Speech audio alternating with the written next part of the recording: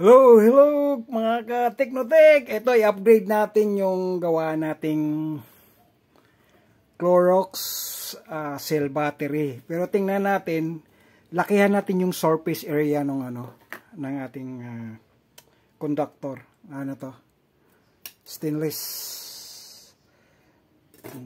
Tapos dinamihan natin yung imbis na isang lang, inikot natin. Tapos ito yung gagawin natin. So, ilagay natin tong ayun, nilagyan ko na siya ng butas para napakabilis ng gawin natin. Ito, kailangan nyo to. Tapos, meron tayong mga connector. Tapos, ito, importante. Ito yung back converter. Kumbaga, step up converter to. 0.09 volt. 0.09 to 0.09 volt ang pwedeng input nito hanggang 4 or 5 volts ganun. Tapos ang output nito is 5. Ngayon depende lang kung tingnan natin kung kaya bang mag-output ng 5 volts. Kasi pag kaya mag-output ng 5 volts, ibig sabihin pwede siyang mag-charge. Tapos subukan natin na pailawin to ulit tong Edison bulb natin. Dikit natin siya dito sa ilalim para walang problema. So, ganito lang ang gagawin natin, guys. Ito ay dikit lang natin dito. Yan. Ayan. Yun. Tapos, lusot lang natin dito. Yan, ganyan lang. Tapos, syempre, natin. Nasaan ba yung natin? Maliit. Yan. Itong yan. Tapos lagyan natin ng positive. Yan. Mamaya na ilagay muna natin yung kasi mahirap mag-crimping dyan pag So, ganyan lang gawin natin. Tapos yung isang side, ganun din. Yan, dito sa butas. Tapos, lagay natin dito. Yan. Kita, di ba? Mapakita natin mamaya. Yan, busot na. Yan, kailangan wala siyang connection na, yan, para makikita nyo. So, isang side, ganyan natin, gilid. Palagay ko sa isang side. Tika, wait lang ha. Bunutin lang natin. Okay lang, sipol-sipol muna kayo para makikita naman natin yan Yung dito sa kabila, mas sentro pa siguro. Ito, sa kabila na lang. Yan. Tapos, pakalit ng butas kasi maganda yung yan. Yan siya. Para maganda yung Tapos ito, meron tayong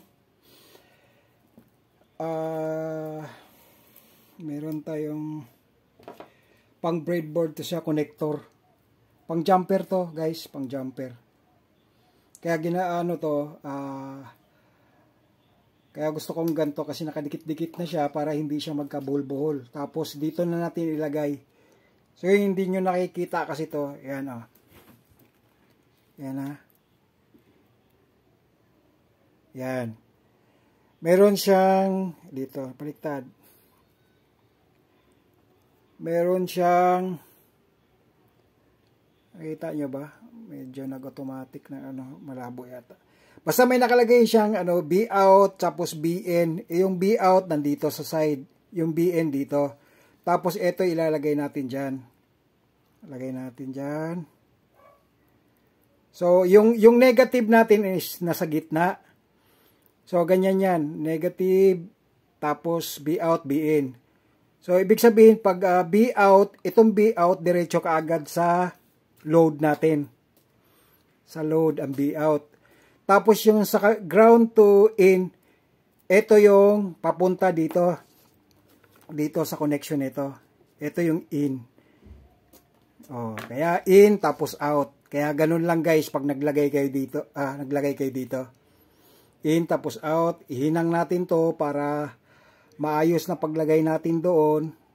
Maganda kasi yung malinis ang gawa natin kahit papaano. Pero kung dito, kung wala kayong mga gantong bagay, pwede kayong maghanap ng stainless kundi aluminum. Tapos copper lang dito. Connect lang nyo, lakihan nyo lang yung area, yung surface area nung conductor niya para lumakas ang ano niya, amperahe niya. Kumbaga mas marami, mas okay. O, sige, tingnan natin, tapos ihinang ko muna to ha, kasi pag hinang kasi nito, mahirap ano na yung mata ko, medyo mahina na, kaya ano kayo, matatagalan tayo. So, cut ko muna, tapos papakita ko na lang sa iyo, pag matapos na, tapos ikunin ko na rin dyan para diretso na kaagad, tapos testing na natin kung ilang voltahe lumalabas, kung pareho ba nun sa una kong video na 1.2.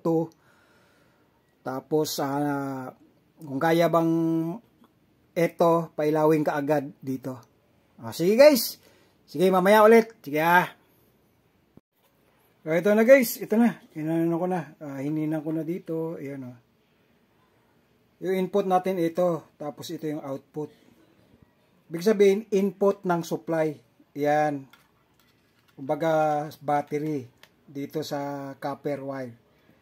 Tapos, lagyan muna natin ng washer. Tapos, double washer, kabilat kanan. Tapos, lagyan natin ng roscas para yan. Diba? Tapos, higpitan natin. Okay, tapos itong isa, ito yung negative, yung nasa center, yan, yung nasa gitna. Hindi makikita. O, yan. Ito, nasa center. Lagay naman natin dito sa isa. Ganyan lang yan. Lagay natin ng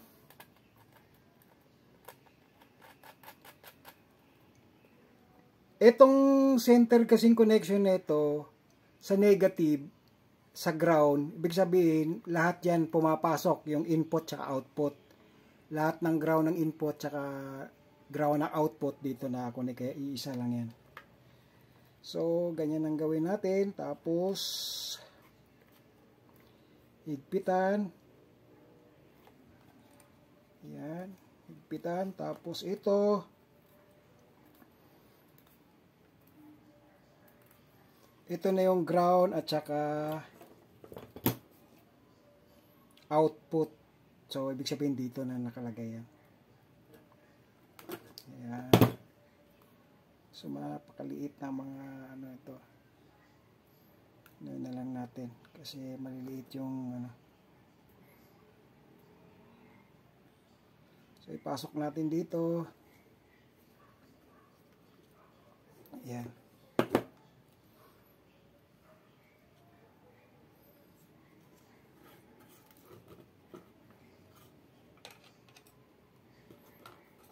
Maiksi lang yung ano. Maiksi lang yung wire. Ay, kaya ganyan natin.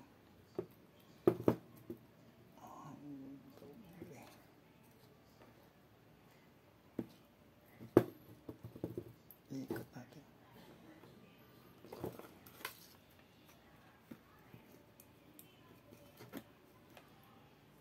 Pasok.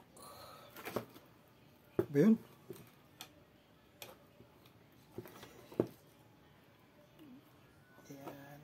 Hirap may pasok ka. Loko na iksi kasi. Sadya, maiksi yung wire, tuloy na iksian ko. Ano ba yan? Sige lang guys, bito-bito lang muna. May pasok din natin to. Ano ba naman yan? Yan. Titipid kasi ng wire. O naman, kasi wala tayong budget kaya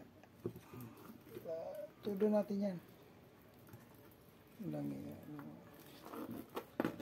Ang hirap naman ipasok.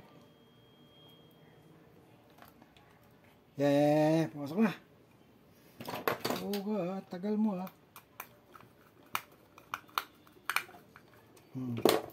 hirap pa rin. Tapos yung isa, Siyempre sa kabila. Ito, mahaba naman to eh.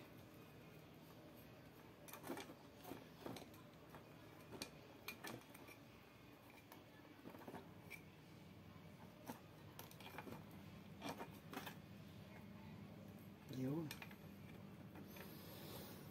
Ayan na guys.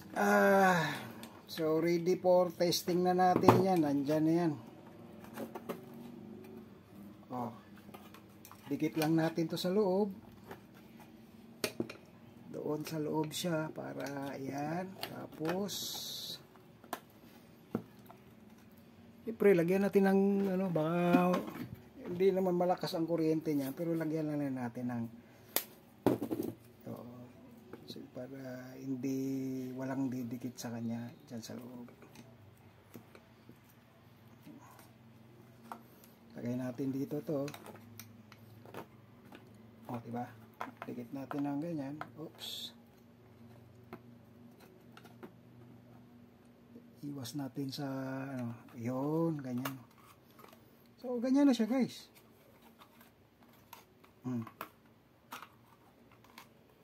Diba? So, malayo naman sa ano. Kaya, tapos lagyan natin ng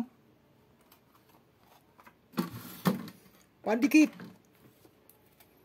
para malinis tingnan. Ano ba yun? Ayan. Sa kabilang side.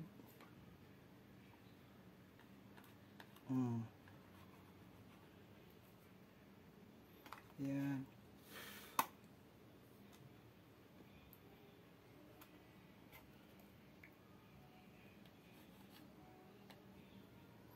Hindi, ayos na.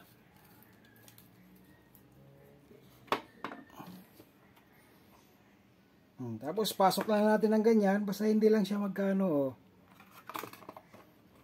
Yan. Magalaw pa, hindi pa dumidikit eh. So, testing na natin guys. Medyo mahaba na yata yung video ko. Grabe namang sobrang haba naman to. Ito lang gagawin. Sensya na kayo, basta ganyan na yung forma niya. Try natin kung mataas ba ang voltahe na lumalabas. O sige, mamaya kuha mo na, bili mo na ako ng Clorox. Sige, bye-bye. So ito na guys, ito nakabili na tayo. Oh, tingnan natin ha. Ito na yung Clorox. Bukan natin.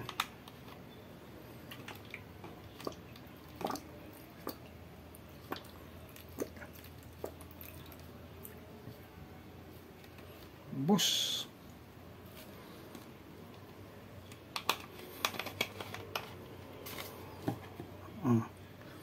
Ito na, tingnan natin kung ilaw ba talaga siya. Oh, the moment of truth! Oh, Yahoo! my Ito yun. God.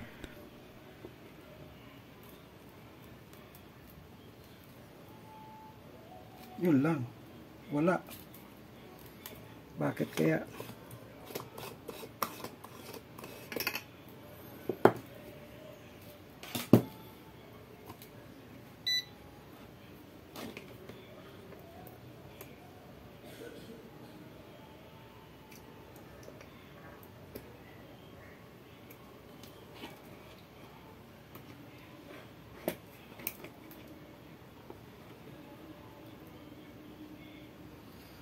Hindi ganong sumayad.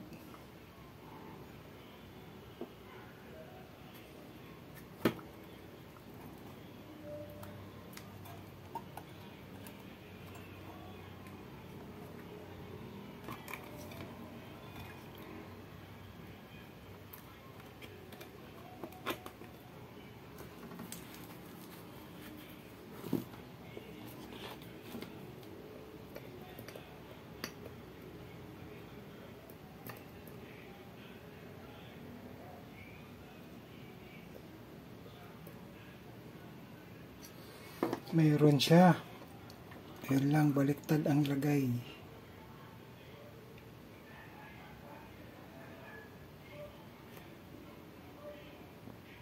Guys, ito, may ganun talaga yung ano niya, oh. Wala namang daya yan. Oh. Yan talaga yung ilaw niya. Ayan, oh, wala rin battery yan sa ilalim. Oh. Mamatay lang. Ayan, tapos pag ibaba natin, ayan, oh, may ilaw. Patayin natin ilaw. Ayan. Ayan, pag ibaba natin, may ilaw siya. Okay, ilaw nyo. Lakas din yung ilaw, guys. Pwede rin, ano, tingnan mo, patayin pa natin yung ilaw para, ano. O, yan, o. Yan, kaya lang, mag, ano, pang, pwede pamalit sa, ano, sa lampara. Yung lakas, o, lakas din, o. Hindi natin maano yung, ano, camera. Tika lang, ha. Kasi, ano, yung, ano ko, kamay ko, na, ano, tingnan natin, tanggalin natin sa, pagka, ano, ayan, Yan yung lakas nung ano, ilaw. O yan, walang daya naman yan. O patay siya o. O. Pag tanggalin natin, walang ano yan, nabunot. Kaya yan yung ano niya. Lakas ng ilaw o. Kayang-kaya na magano ng ano. Pwede na nga mag-ano ng bata o. Pagbasa na nga dito o. Pero syempre, ganun pa rin guys. Ilawan na natin. Ganoon pa rin kasi, ano, medyo gagastos. Bagay mo, ang Clorox mura lang naman. Pero kayang gumastos. Pang ano lang, emergency. Ayun, basta meron lang siyang ganyan, yun. Yung converter, tapos meron kayong meron kayong copper at saka aluminum, kundi stainless. Lagay natin ulit. Ayan, iilaw talaga siya guys. So yan lang ang update natin guys. Yung hindi na maraming cell ang gagamitin. Iisa na lang pero malaki yung surface area nung gagamitin. Na ano, yung copper at saka yung stainless. So sana makatulong to sa inyo. Maraming salamat po. Huwag kayong magkalimot na mag-subscribe. Tulungan nyo na lang ano ko, yung channel ko para dumami naman yung subscriber. Sige, bye-bye po.